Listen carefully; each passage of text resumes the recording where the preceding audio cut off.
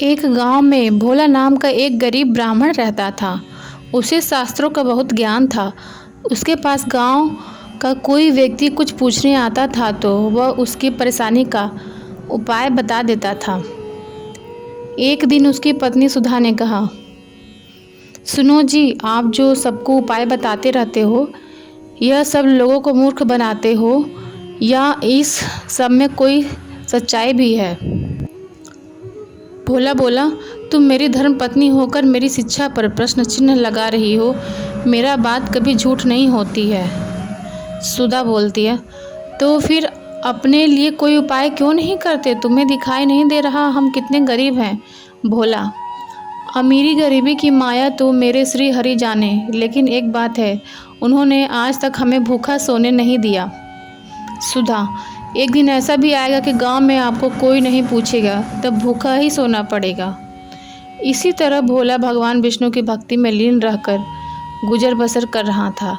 तभी एक दिन उसके पास एक सेठ जी आए। उन्होंने कहा, भोला, मेरे पास बहुत पैसा है, लेकिन सुख भोगने के लिए संतान नहीं है। मेरा क्या कसूर है जो मुझे संतान का सुख प्राप्त नहीं हो रहा है?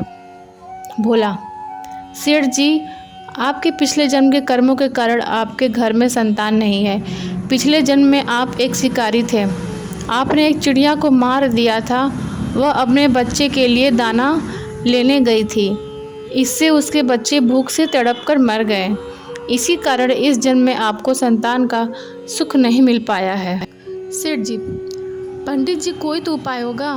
भोला, सेठ जी, जब आपके पाप कर्म समाप्त हो जाएंगे तो आपको यह सुख मिल सकता है, इसलिए इंतज़ार करना होगा।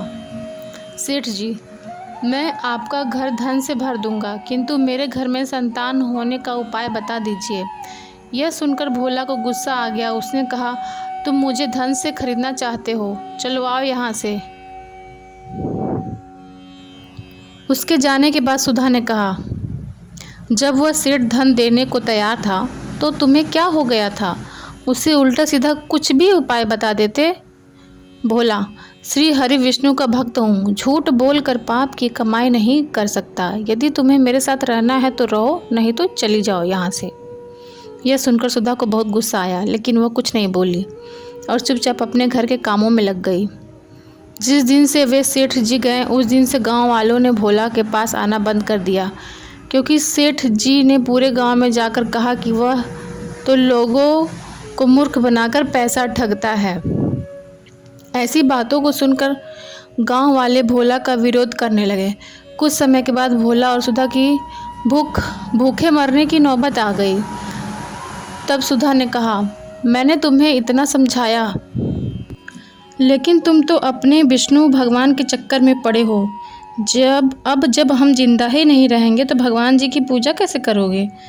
कुछ और दिन बीत गए। जब दोनों से उठा बैठा भी नहीं जा रहा था, वो दोनों अपने घर में लेटे हुए थे। सुधा, लगता है मरने का समय आ गया है। भोला, मुझे तो लगता है भगवान से मिलने का समय आ गया है। तू भी आखिरी समय में भगवान श्री हरि का ध्यान कर ले। भोला और सुधा दोनों श्री हरि भगवान विष्णु का ध्यान करने लगे। उसी समय भगवान श्री हरि विष्णु उन्हें दर्शन देने के लिए प्रकट हो जाते हैं। भोला, भगवान, अब तो हमारे अंदर इतनी भी हिम्मत नहीं है कि आपके श्री चरणों में प्रणाम कर सके। अब तो आप हमें अपनी शरण में ले लीजिए। भगवान विष्णु, तुम मेरे ऐसे भक्त हो जो बिना किसी लालच के मेरी भक्ति कर रहे हो। इस कारण तुम्हें इसी संसार में रहकर धर्म की शिक्षा देनी है। तभी भगवान विष्णु की कृपा से भोला और सुधा दोनों पूर्ण रूप से ठीक हो जाते हैं। दोनों को भगवान विष्णु का आशीर्वाद देते हैं। विष्णु जी, मेरी कृपा से तुम्हें अन्न धन की कभी कमी नहीं होगी। आज से तुम्हारा केवल मेरी भक्ति करना है। ऐसा कहकर भगवान श्री हरि अंतर ध्यान हो जाते हैं।